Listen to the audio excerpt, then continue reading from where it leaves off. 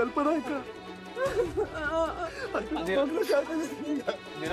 सांगतो बस बस बस बस, ते बघते बघ आपण रक्त थांबण्यासाठी त्याला पट्टी लावूया.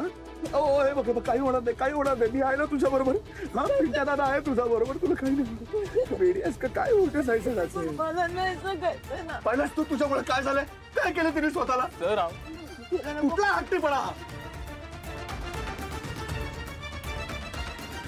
ते डॉक्टर सुद्धा आले. एक मिनिट या. सोड ना. डॉक्टर हो प्लीज, मला असं वाटतं खूप रक्त नाही. बघतो. बरं झालं ना असल्या लोकांबरोबर आपले संबंध नाही जोडले गेले ते. काय माणसं आहेत का काय?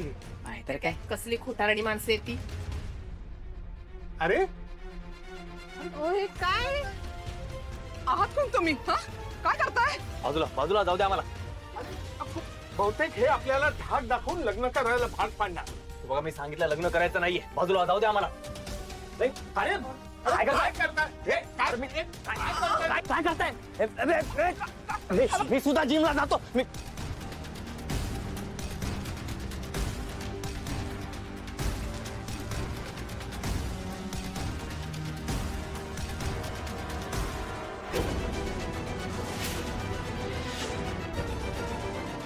बरं झालं आपलं यांच्याशी काही नातं नाही जुळलं ते. ते दोन्ही फॅमिली ना एकमेकांना साजेशाच आहेत बरं का.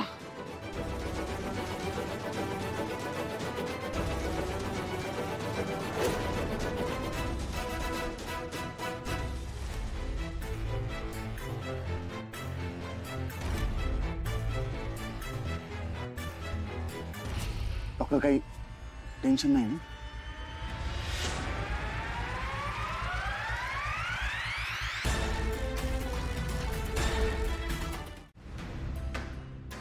या मोठा ये.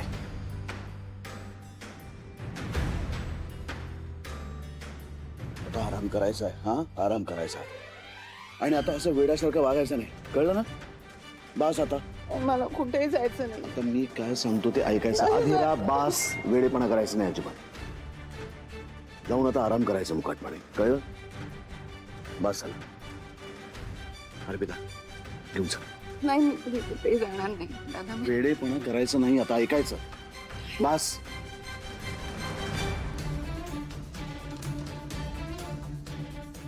हो प्लीज मी हात सोडते. मी बदल पसरते. प्लीज स्वानंदीचं लग्न तुमच्या प्रतीक्षी होऊ द्या ना. अहो प्लीज बघा माझ्या मुलीच्या आयुष्याचा प्रश्न आहे. हे बघा तिचं लग्न जर झालं नाही ना तर ती स्वतःच्या जीवाचं काहीतरी बरं वाईट करेल. हो प्लीज मी हात सोडते. तिच्या आयुष्याचा प्रश्न आहे. प्लीज लग्न होऊ द्या ना स्वानंदीचं आणि ह्याचं प्लीज.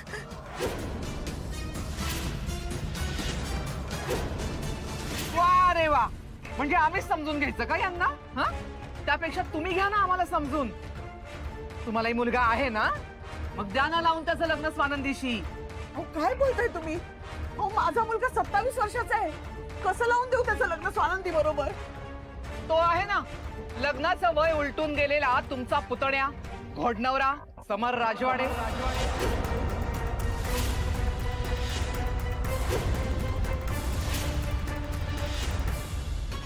त्याच्याशी द्या ना लावून.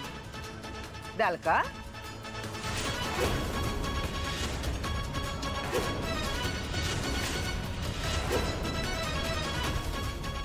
तुम्ही गप्प बसलात ना त्यातच उत्तर मिळालंय आम्हाला.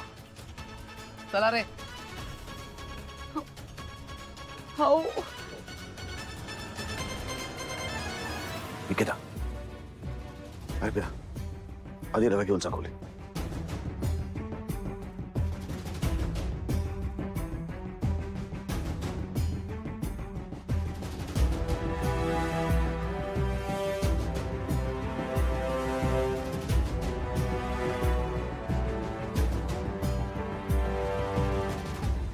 पिंट्या मला तुझ्याशी थोडं बोलायचंय.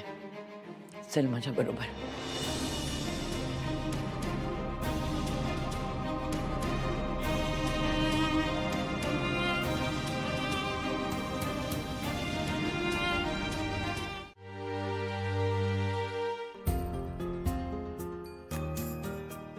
आमची मी खरंच सांगते मला नव्हतं हे वयाबद्दल वगैरे काही माहिती. मुळात आमचं कधी बोलणंच नाही झालं या विषयावर. आम्ही नाही बोललो याबद्दल काही. हे बघ तू रडू नकोस ग. परिस्थिती गंभीर आहे, पण तू एकटी नाहीयेस. आम्ही सगळे आहोत ना तुझ्या बरोबर. मला माहिती आहे स्वानंदी, आणि तू असं काही करणार नाहीस याची खात्री आहे मला. हे बघ, तू रडू नकोस, पण देव ना आपल्या सगळ्यांची परीक्षा बघतोय, आणि ह्या परीक्षेमध्ये आपण पास होणार का नापास हे सगळं आता तुझ्या हाती आहे. आता सांग, काय करायचं ठरवलेस तू?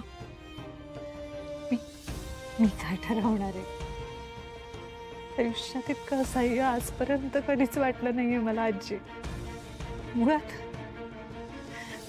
मला नाही गोष्ट कळून चुकली आहे. माझ्या आयुष्याबद्दल काहीही ठरवण्याचा हक्क मला नाहीये. त्यामुळे मी काय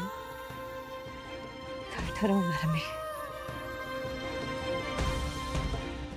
आपल्याला तिचं लग्न व्हायला नकोय ना, आणि तिला लग्नासाठी तू most eligible bachelor in town suggest करतेस. दादा म्हणाला होता ना प्रतीक्षा आईला की साखरपुडा झाल्यावर बोलू. मग तू का भडकवलंस तिला? साखरपुड्यानंतर हे बोलणं झालं असतं तर हे आता जे झालं ते काहीच झालं नसतं. हा सगळा केऑस झाला नसता. अरे तुझ्या समर्थकांनी त्या बाईला, प्रतीकच्या आईला कन्व्हिन्सच असं केलं की ती बाई थांबायला तयार झाली. मग मी काय करणार होते? त्यात आपली अधिरा, तिने असे उद्योग करून ठेवले की मला दुसरं काही करणं सुचलंच नाही. काय काय बोलायचं आपल्याच दादाने आपलेच ओठ. अगं पण म्हणून स्वानंदीचं लग्न दादाशी, हे म्हणजे असं झालंय ना, वाचवायला जावं तर आपल्याला घेऊन विहिरीत उडी मारल्यासारखं आहे. सगळे मरणार.